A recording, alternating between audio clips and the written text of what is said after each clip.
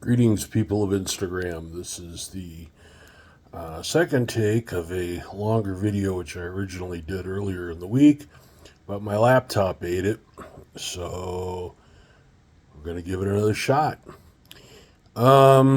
This time around, we're going to deal with a slightly different topic from the first People of Instagram video.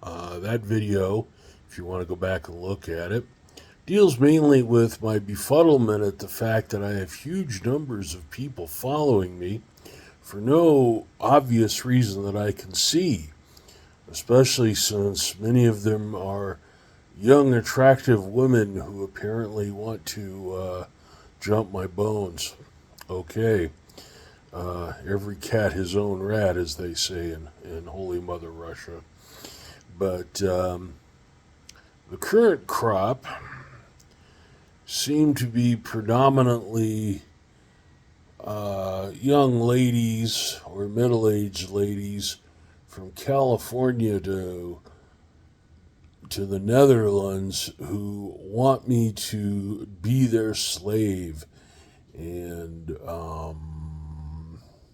wow, where do I even start with this? I guess the best place to start would be with the thought that there are not a whole lot of things that my ex-wife and I agree on these days, but I think we're still pretty united in the belief that physical pain is not fun, and humiliation isn't fun either. So this makes me wonder what in my posts makes these women think that I'm interested in sending them money to be treated badly in one way or another, or that I would voluntarily hop a plane and visit their torture dungeons to be physically abused and presumably emotionally humiliated. Honestly, folks, if I'm going to be sending anybody money these days that isn't family, it's going to be somebody that's providing me with some quality art, and I mean stuff I can hang on the wall, or some video games off of Steam. That's pretty much it. We're not doing the whips and chains, beat me, whip me, make me write bad checks thing. Not happening. If that's the life you choose, this is America. Do what you want until it crosses the line into affecting me personally, at which point you can F off all the way over there, and when you get there, keep going. On a more cheerful subject, as you can tell by my stylish accoutrements here, I am once again in the hospital. This time at my home hospital, the Southern Nevada Healthcare Center of the Veterans Administration, or the Las Vegas VA for short. And how I got here is a tale of stupidity, which was adequately covered in my previous video, which is quite short. In fact, it's shorter than 4 minutes. So if you want to duck out and go look at that and come back here, that's fine. According to the VA, I'm not supposed to be making videos or taking pictures in here. Well, the taking pictures part went right out the window on Thursday when I took pictures of my hideous leg wounds. So I figure, hey, if I'm making videos to send to my friends and neighbors and acquaintances on the interwebs, well, that should be fine. It's not like I'm following the nurses around doing the ABC at Food Lion scam. So, having dealt with the Dominatrixes that doth vex me, not too greatly, but they do vex me, I want to clarify that I have no objection to women who dress to cater to certain certain fetishes. I am quite fond of a number of goth ladies, including the highly amusing girl with a hearse who actually owns a green Lincoln hearse and has an Only Funerals page for it, which is a very amusing concept and one that some people don't quite get the joke of until they've already paid the $6.66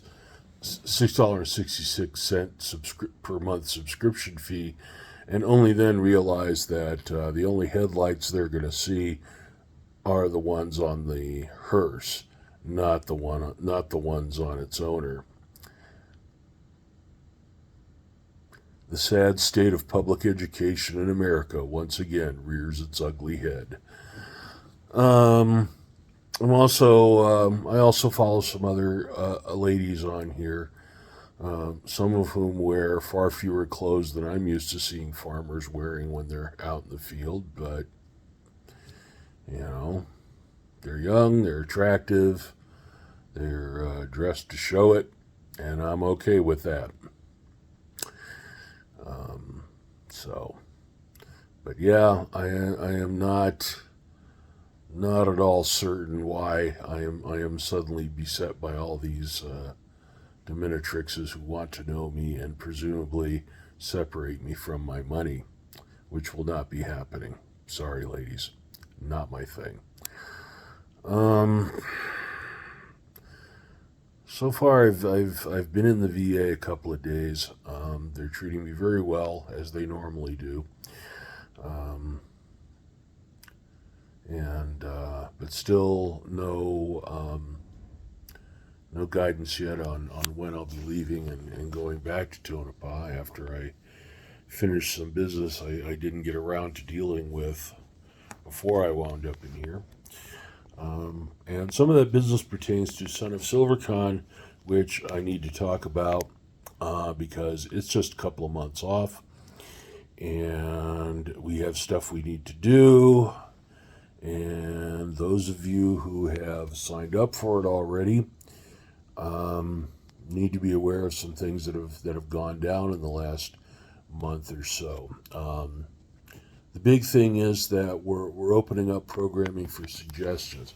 Obviously, if you are already a member of the convention, whether supporting or attending, we're going to give what your suggestions a little more weight than some rando off the street that says, hey, I think you should do this at your convention.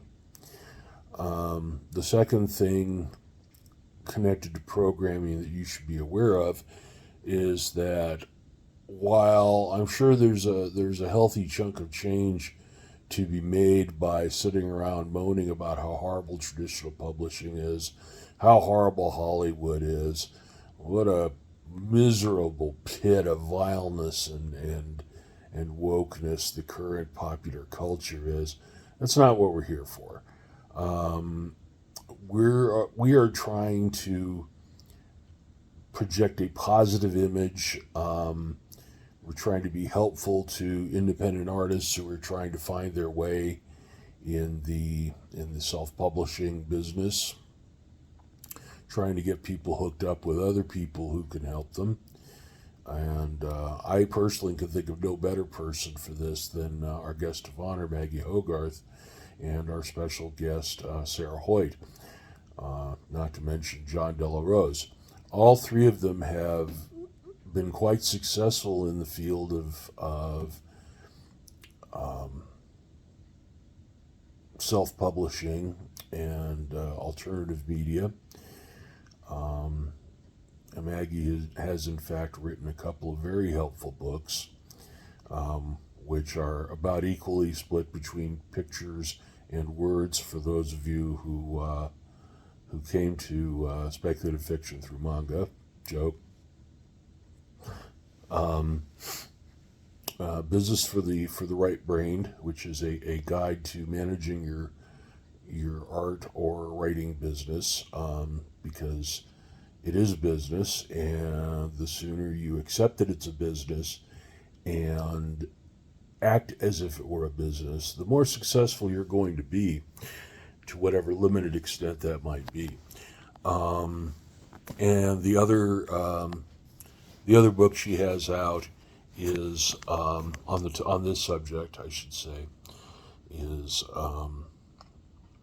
of course the Three Jaguars, which started out as a webcomic on LiveJournal long time ago, and deals with a lot of the things that artists who are on the right or the libertarian side of the cultural divide are going to find very, very familiar.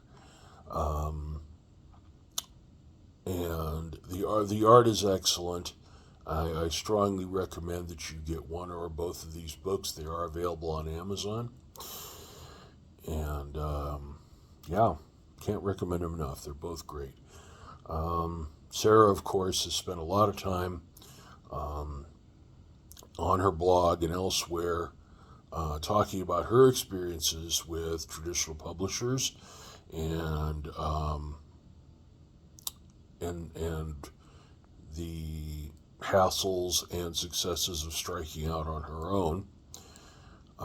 And John, of course, well, he may not be the leading voice in Hispanic science fiction that he claims to be. Is certainly racking up a reputation as being one of the more diverse and accomplished artists in the counter-revolutionary phase of the culture war. He has published books, he has published comics, he has done manga, and he does a consistent series of YouTube videos dealing with pop culture issues, and also with the people who are engaged in the culture struggle on both sides of the fence. And bearing in mind that I very seldom have time to watch YouTube videos, as well as having too short an attention span to watch most of them, the ones I've seen are very well done. So you might want to take a look at those as well. See what John has to say about the publishing business, getting together with artists to do comics and such like things. So I will be posting a flyer from Son of SilverCon at the end of this video. If you cannot make it to our little convention in the second weekend of October, because you don't live anywhere near Las Vegas and you either cannot afford, well, let's just put it this way, if you can't afford to make it for one reason or another, please consider a supporting membership. Those are just $20. We're working on some perks for you folks. And that $20 goes towards making Son of SilverCon a success. I am very heartened by the history of BuboniCon, which is a convention that's in Albuquerque, coincidentally enough. And they too started very small and grew into a decent middle-sized convention, which is our ambition as well. So, $20 for a sporting membership, $40 for attending. We're flogging t-shirts in all sizes from extra small to 5XL for a flat rate of $20.